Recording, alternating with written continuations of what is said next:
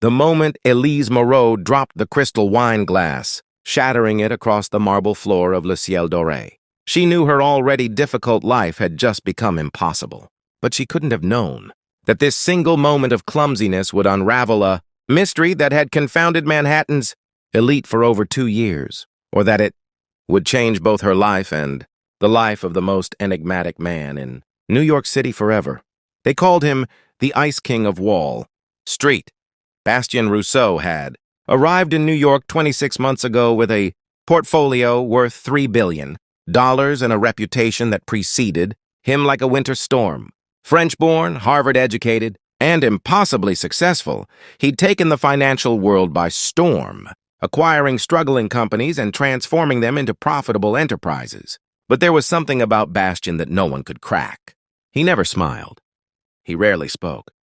And when he did speak, his words were clipped, formal, delivered in heavily accented English that seemed to pain him physically to produce.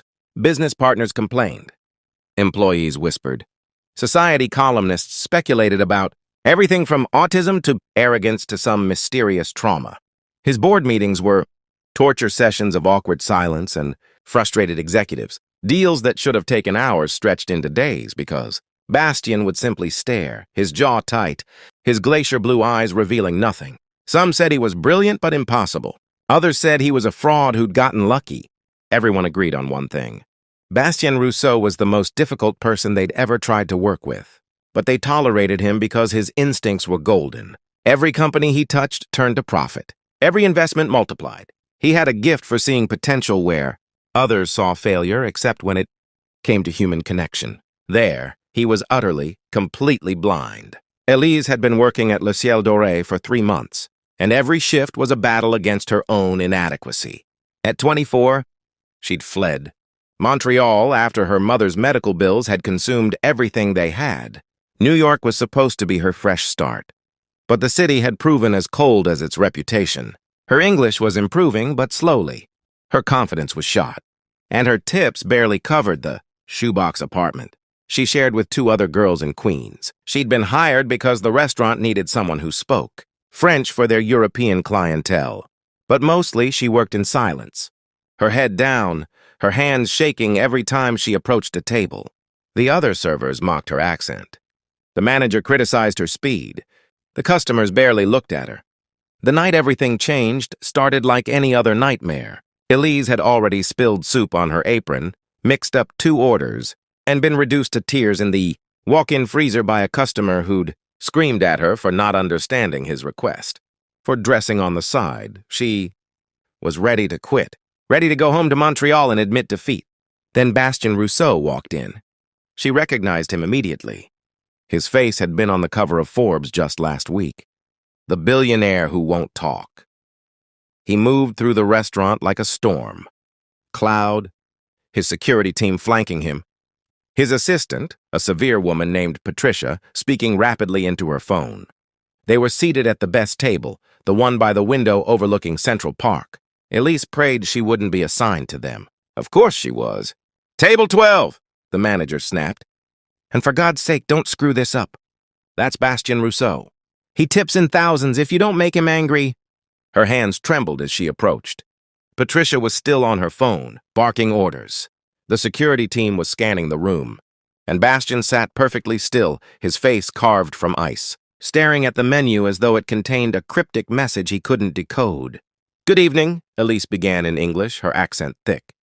"May I start you with French?" Bastien said suddenly, his voice rough. He didn't look up. "Do you speak French?" Elise's heart hammered. "Oui, monsieur." For the first time, Bastien raised his eyes to meet hers. And in that moment, Elise saw something that no one else had apparently noticed. Not in 26 months of business, deals and society dinners and frustrated board meetings. Bastien Rousseau wasn't cold. He was terrified. It was there in the tension around his eyes, the rigid set of his shoulders, the way his hands gripped the menu like a lifeline. This wasn't arrogance or autism or mysterious trauma. This was a man drowning in a language that wasn't his own, struggling in a world where he couldn't express himself, surrounded by people who had mistaken his fear for disdain. Without thinking, Elise switched completely to French. Her voice softened, became natural. Monsieur, would you like me to explain the menu? Our chef has prepared something special tonight, a bouillabaisse that reminds me of the coast near Marseille. Perhaps you'd enjoy that. The change in Bastien was instantaneous. His shoulders dropped. His grip on the menu loosened. And when he spoke in French, fluid, eloquent, beautiful French, it was like watching a different person emerge from behind a wall. You're from Quebec, he said, and there was wonder in his voice. Montreal? Yes, monsieur. I haven't... He paused, and Elise saw his eyes grow bright. I haven't had a real conversation in 2 years. Do you understand? 2 years of gestures and broken words and people looking at me like I'm defective. Patricia glanced up from her phone, frowning. Mr. Rousseau, the investors... But Bastien held up a hand, his eyes never leaving Elise's face. In French, he said, Tell me about the bouillabaisse.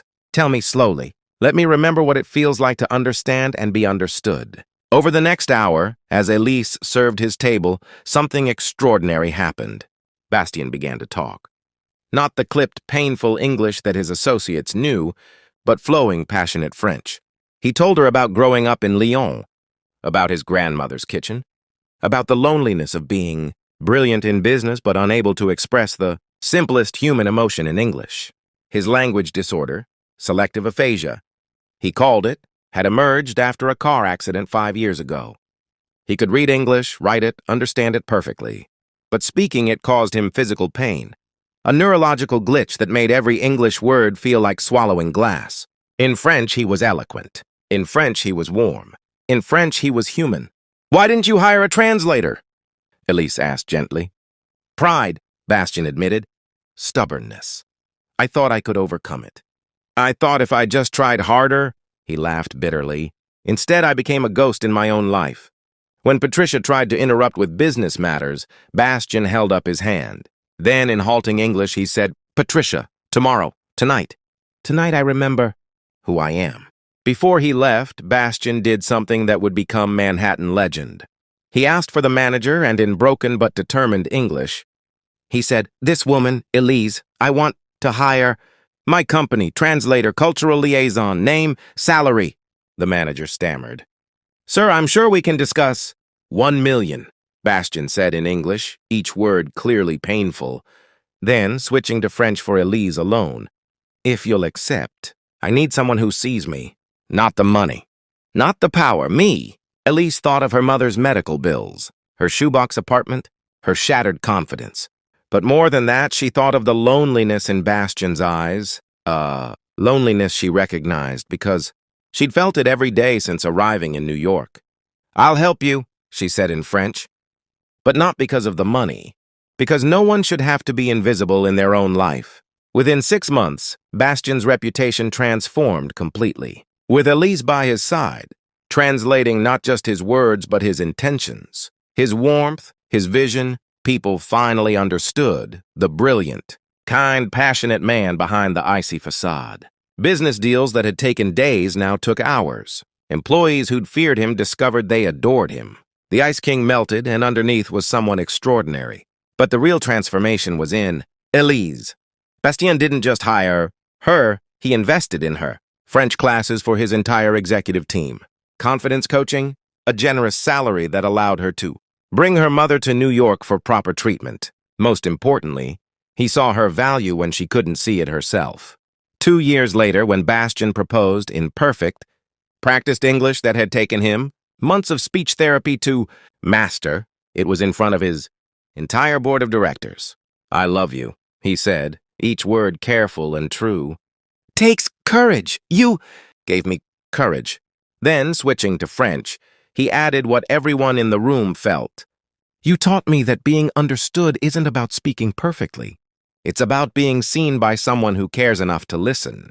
The wedding invitation read, in both French and English, 2 people who were invisible found each other. Now they want to celebrate being seen. And Manhattan's elite finally understood. The French billionaire had never been cold. He'd simply been waiting for someone kind enough, patient enough, and brave enough to speak his language.